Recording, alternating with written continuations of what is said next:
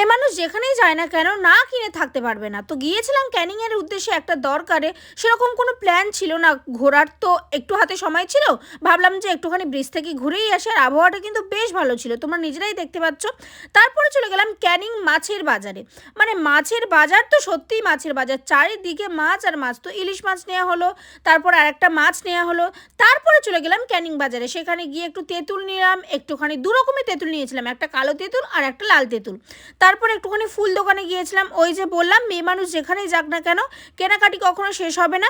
তো কেনাকাটি করলাম কয়েকটা, তারপর একটু ফলের দোকানে আসলাম। আর সত্যি কথা বলতে ক্যানিংয়ের ফল বা ক্যানিংয়ের কলা সব থেকে কিন্তু কম দাম, অনেক কম দাম নিচ্ছিল। একটা ডাবও খেয়ে নিলাম। তারপরে বিকেল হয়ে গেছিলো আমাদের আস্তে আস্তে, আর খুবই খিদে পেয়ে গেছিলো। তারপরে নিলাম একটুখানি চিকেন পকোড়া, সেরকম খেতে ভালো লাগেনি।